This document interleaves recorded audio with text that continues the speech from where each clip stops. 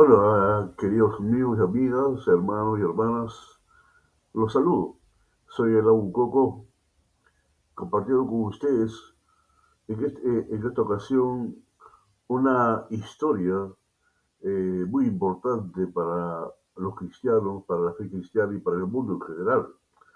El tema de la historia es las tres venidas de Jesucristo al mundo, las tres venidas de Cristo al mundo.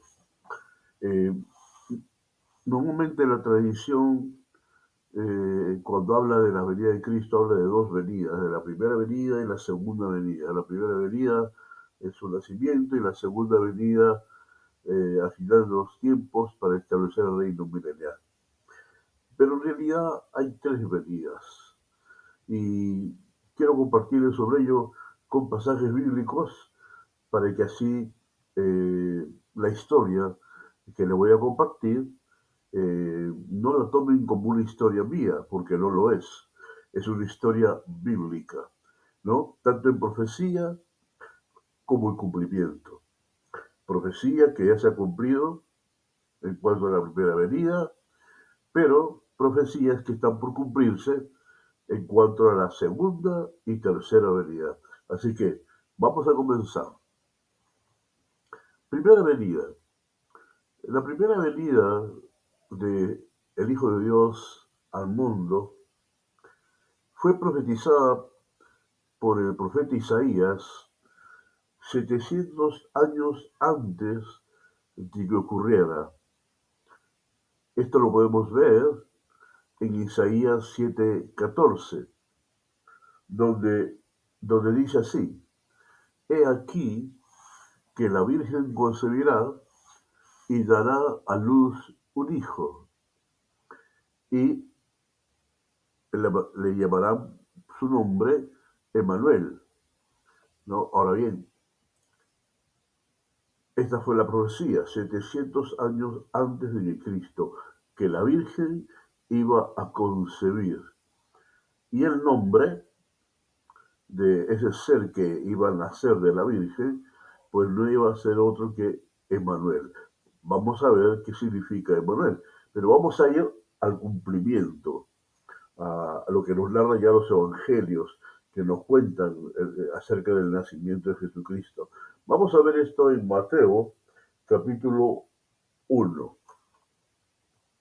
Vamos a ver el versículo 17 hasta el versículo 25, ¿no? Para que tengamos la historia completa. Aquí tenemos entonces el cumplimiento. También lo puede ver en Lucas 2, 1 al 7. Bueno, el nacimiento de Jesucristo es la primera venida, recuerden. De manera que todas las generaciones, desde Abraham hasta David, son 14. Desde David hasta la deportación a Babilonia, 14. Y desde la deportación a Babilonia hasta Cristo, 14.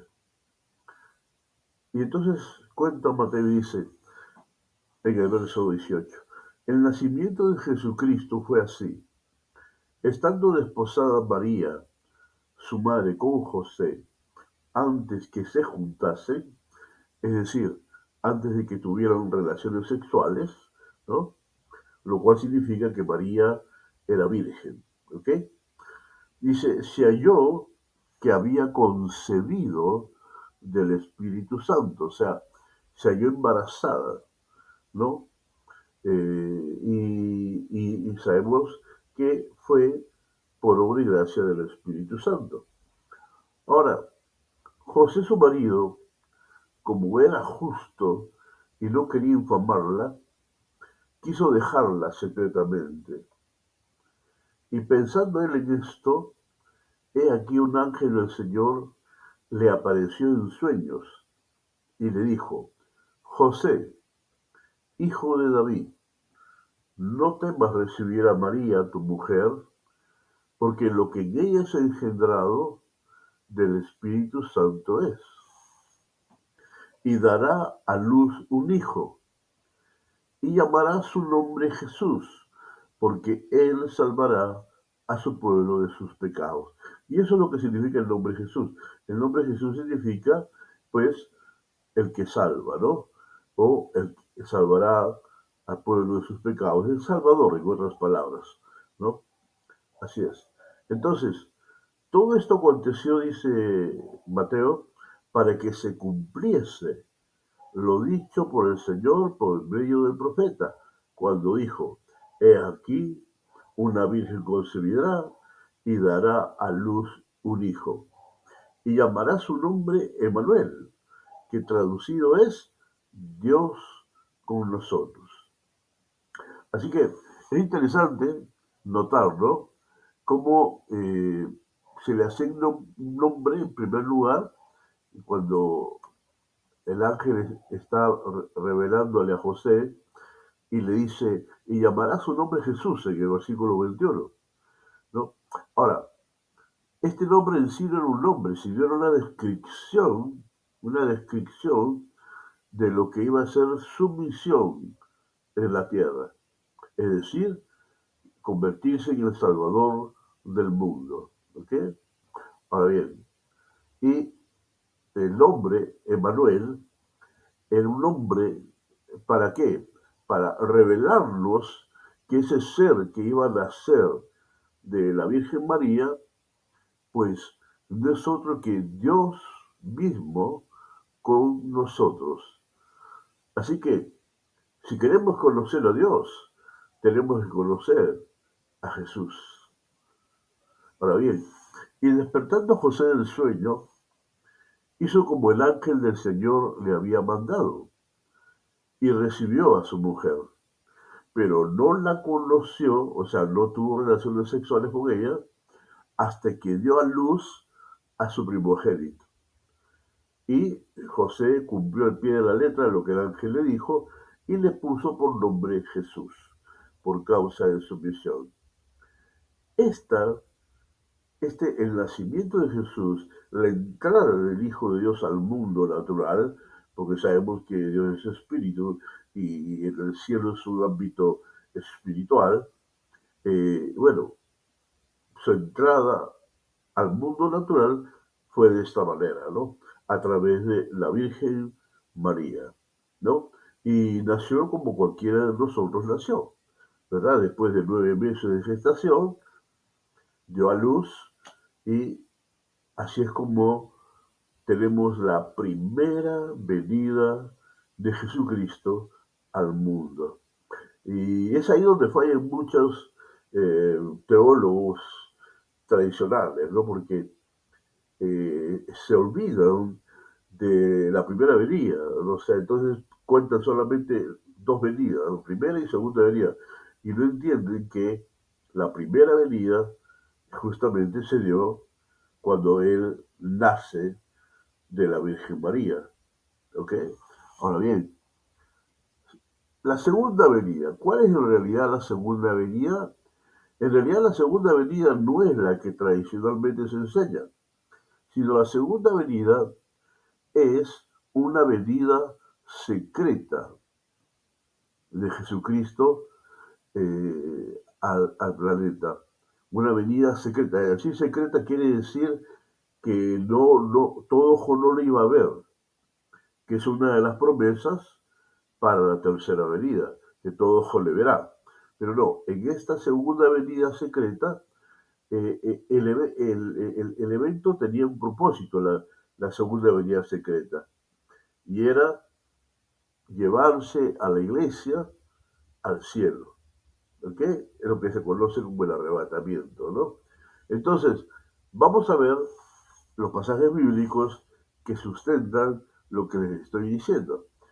El mismo Señor Jesús, en el Evangelio de Juan, en el capítulo 14, verso 1 al 3, eh, los discípulos ya sabían lo que Jesús les estaba contando, porque estos son pasajes que se dan cuando Él está celebrando la Santa Cena con ellos, y ahí Jesús les está compartiendo muchas cosas, ¿verdad? Y entre ellas de que ya iba Él a partir. ¿no? Y claro, los discípulos no sabían qué cosa iba a pasar en sí, pero intuían, ¿no? Intuían que iba a pasar algo negativo. Pero estaban turbados, estaban tristes y todo eso.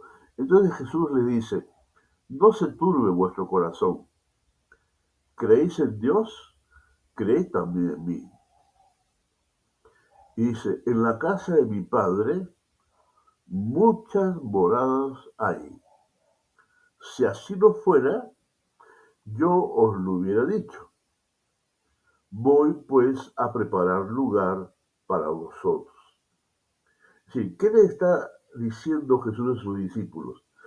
¿No? Y a través de ellos a sus discípulos de todos los tiempos, es decir, a los cristianos actuales, los cristianos renacidos. Nos está diciendo que el cielo, aunque es espiritual, no es algo etéreo, no es algo abstracto. No, el cielo es un lugar real, ¿no? Es un lugar real, en donde el cielo es la casa del Padre. Y bueno, él dice que ahí hay muchas moradas, ¿no? ¿Y qué es lo que Jesús le dice que iba a hacer al irse al cielo? Le dice, si así no fuera yo lo hubiera dicho. Voy pues a preparar lugar para vosotros.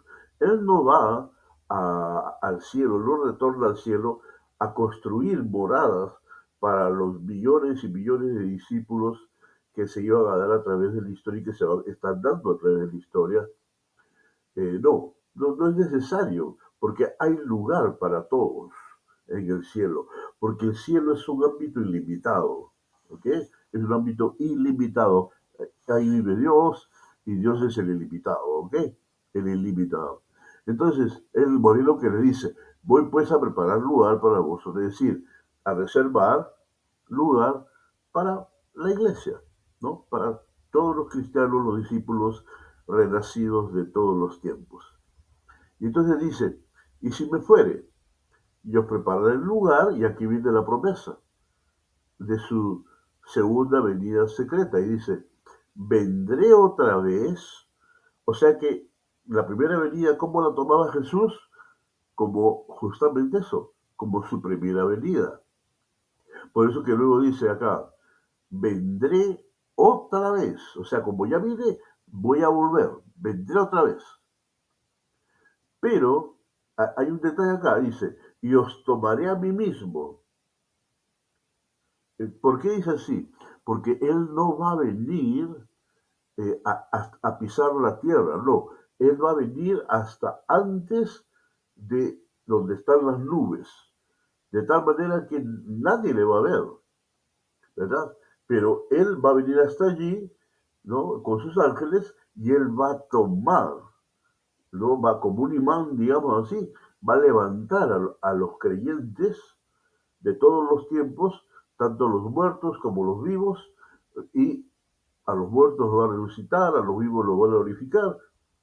¿Y para qué? Dice, para que donde yo estoy, vosotros también estéis. Entonces, el propósito, acá es muy importante entender esto, porque el propósito final de esta segunda venida es para que nosotros vayamos al cielo. Esto prueba de que esto no tiene que ver con lo que algunos llaman segunda venida, ¿no? No, la tercera venida, como es bíblicamente hablando, tiene otros propósitos, ¿ok?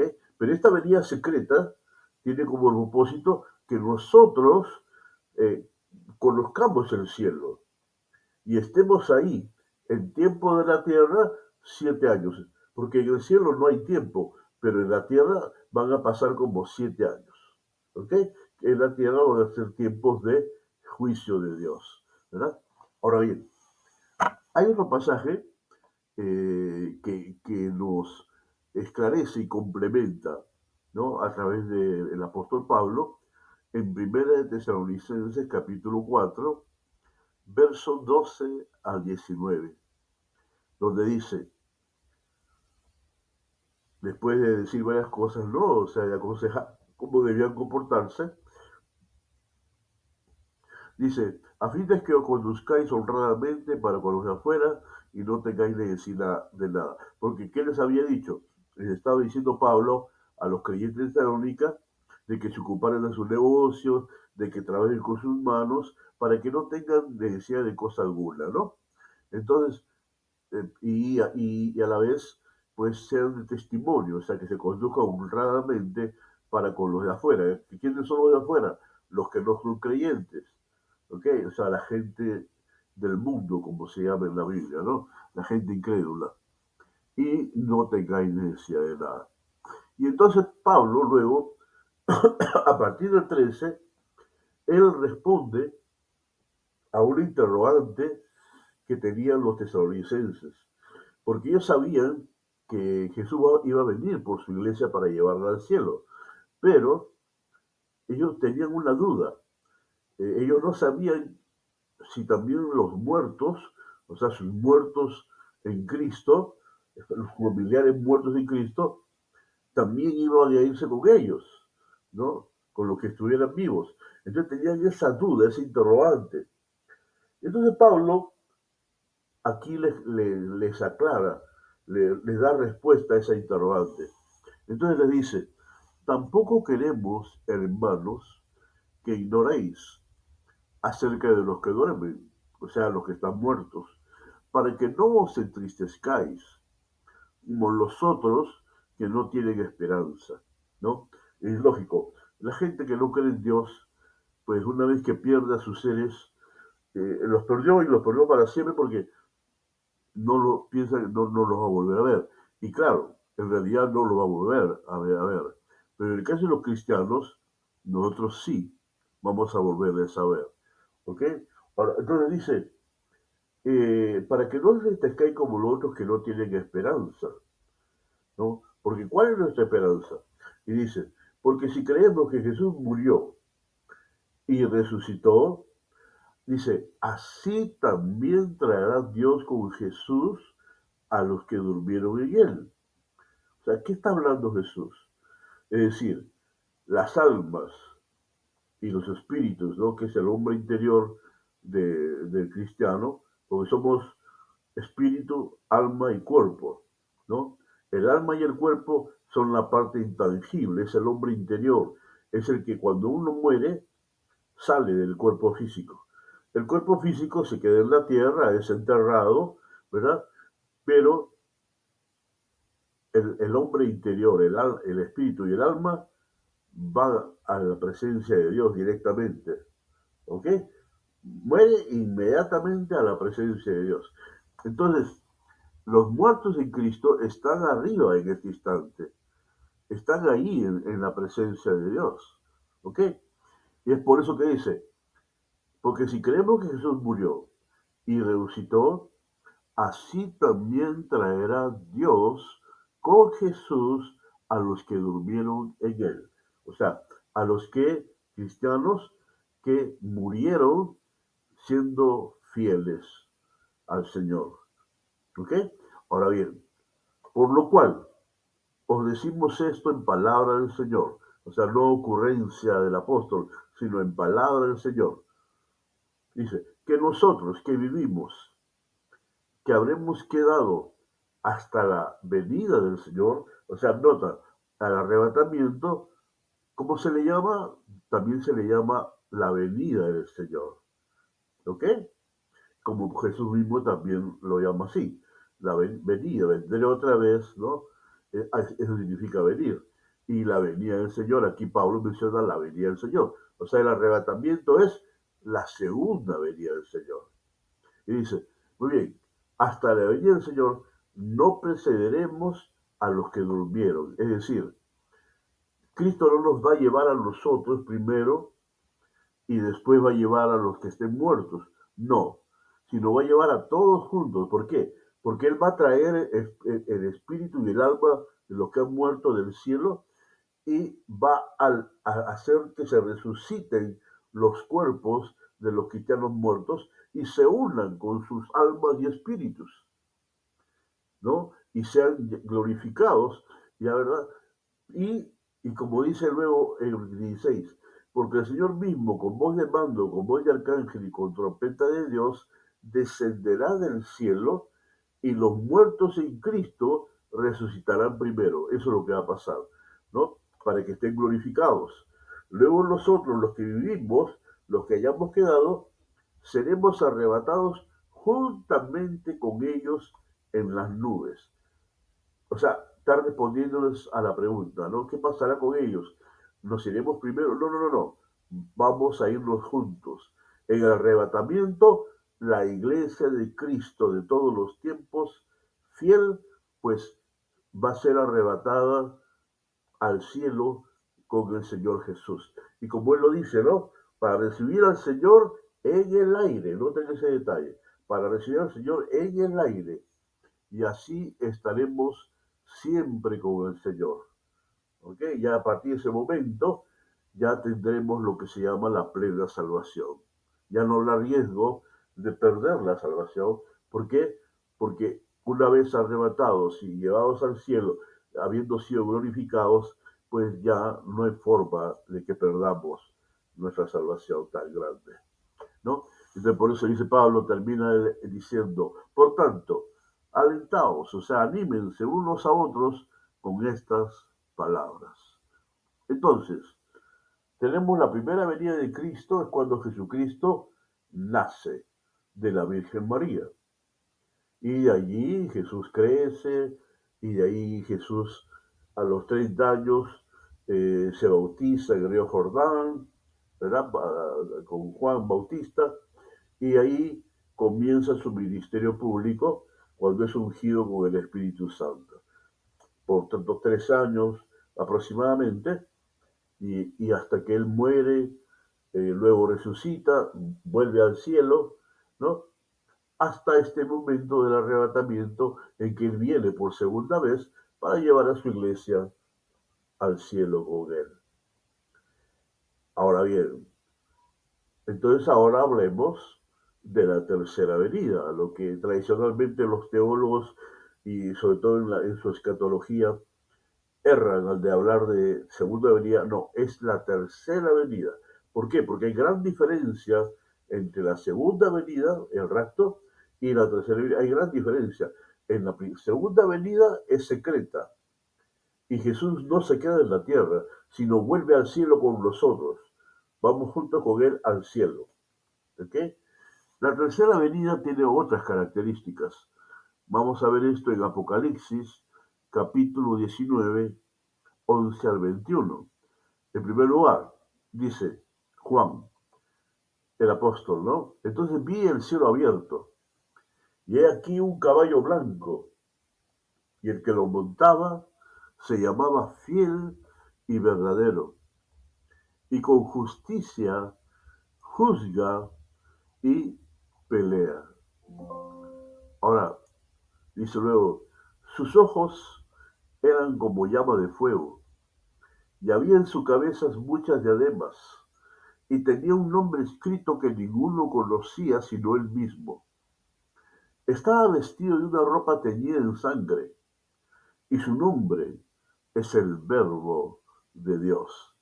O sea, ¿quién es este personaje? Es Jesucristo, el Verbo de Dios, porque ese es el nombre que él tenía en el cielo. Juan lo dice en el Evangelio, en el capítulo 1, en los versos primeros, él dice que en el principio era el verbo y el verbo era con Dios y el verbo era Dios, ¿no? Entonces, ese es el nombre, el verbo de Dios.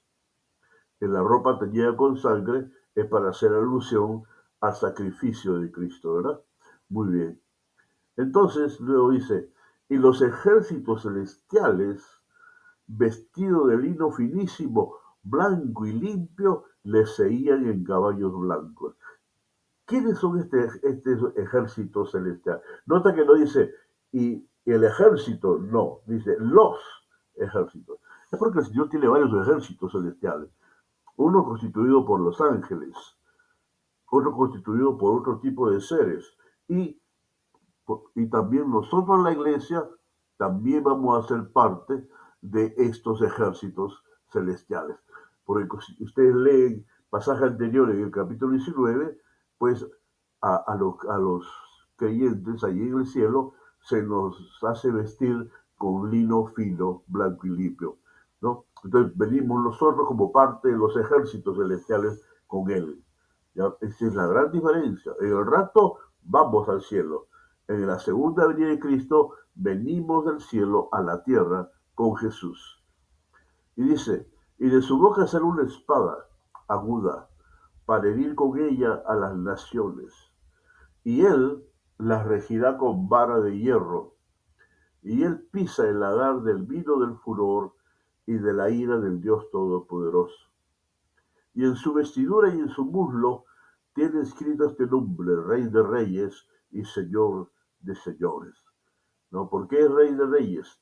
Porque nosotros los creyentes hemos sido constituidos reyes y sacerdotes para Dios su Padre, ¿no? Por eso que Jesús es el Rey de Reyes, ¿verdad?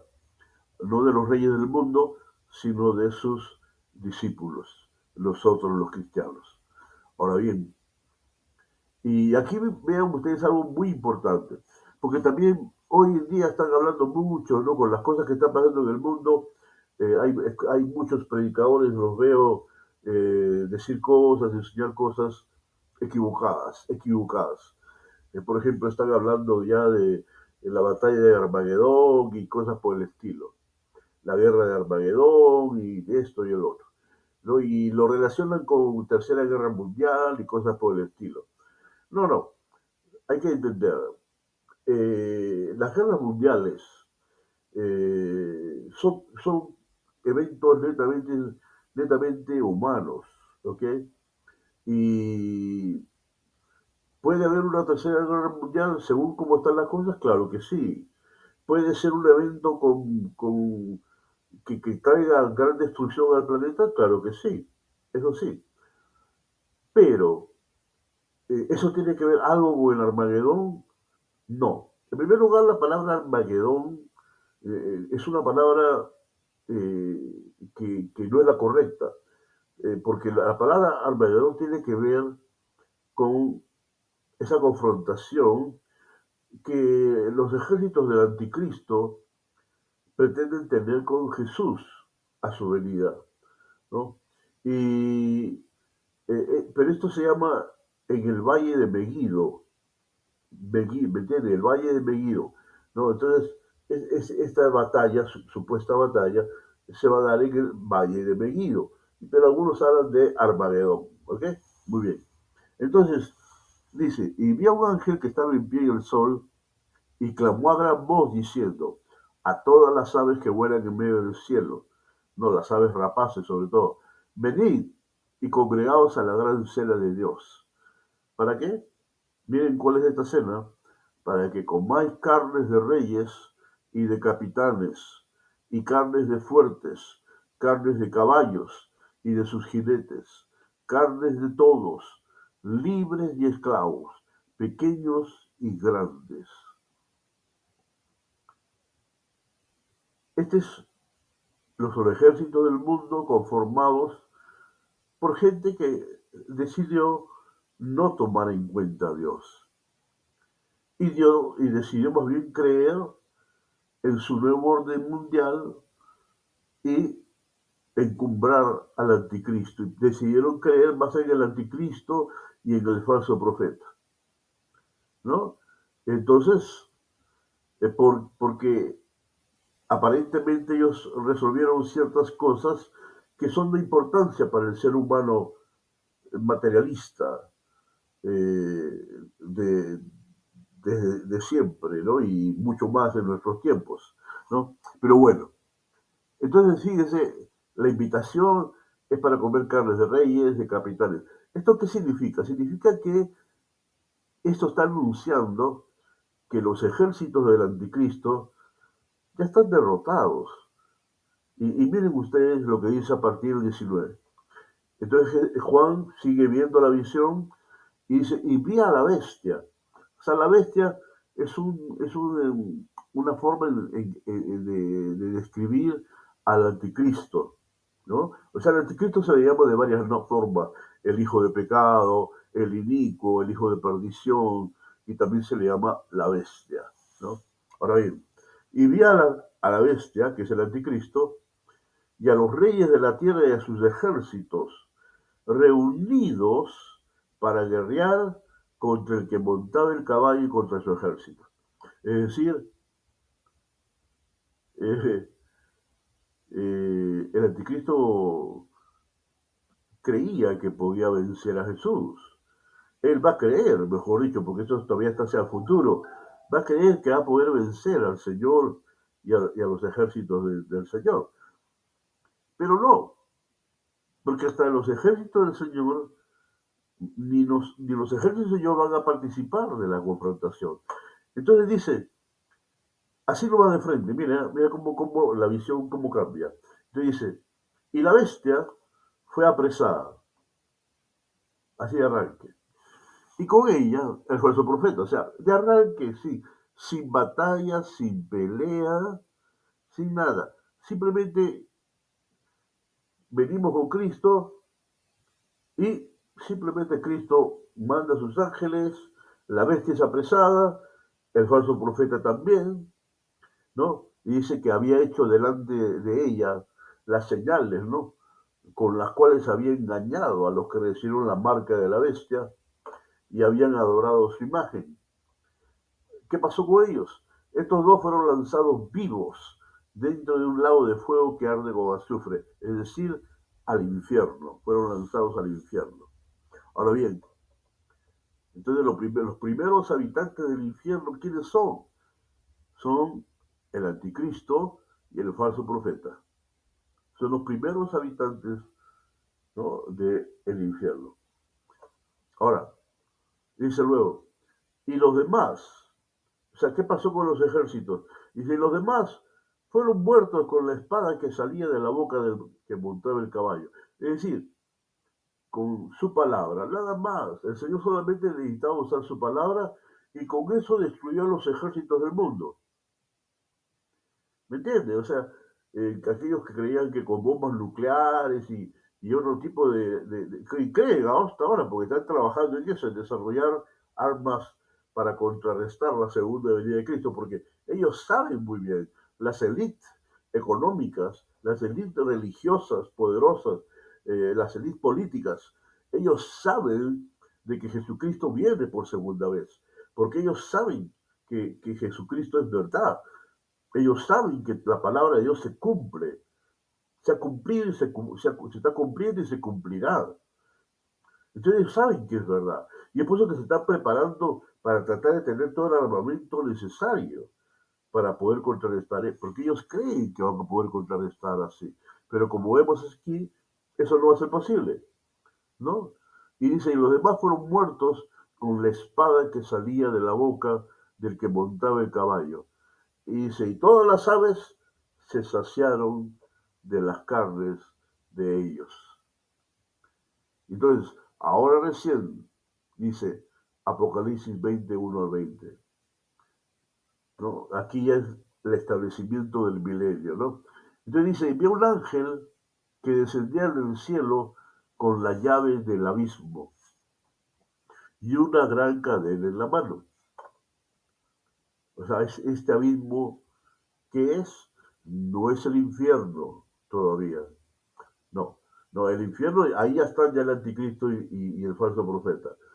Pero este abismo es un lugar donde eh, el Señor ha dispuesto poner a Satanás durante el milenio. ¿Ok? Y dice, y una gran cadena en la mano. Y prendió al dragón, un solo ángel. Por eso es inaudito que el mundo crea que, el mundo sin Cristo, ¿no? Crea que va a poder contra el Señor con armamentos de última generación o lo que fuere. No, no, o sea, ni Satanás tiene salvación, no se va a poder librar. Un solo ángel prendió al dragón, la serpiente antigua, que es el diablo y Satanás, y lo ató por 1000 años. Y lo arrojó al abismo y lo encerró, y puso sus sellos sobre él, ¿no? Para que no engañase más a las naciones. ¿Cuál es el poder del diablo? El poder que tiene el diablo es el poder del engaño. Y eso es lo que hacen los grandes políticos, eso es lo que hacen los grandes poderes económicos, eso es lo que hacen los grandes poderes religiosos institucionalizados. Eso es lo que hacen, ¿verdad? Y todos estos son instrumentos de Satanás, con la cual se manipula a las naciones, a la humanidad. Por eso que la importancia de que la iglesia sea fiel y predique la palabra de Dios, para que la gente salga de la ignorancia y vea la luz. Entonces dice, hasta que fuesen cumplidos 1000 años. Después de esto debe ser desatado por un poco de tiempo. ¿Ok? Un poco de tiempo. Y vi tronos, y se sentaron sobre ellos los que recibieron facultad de juzgar.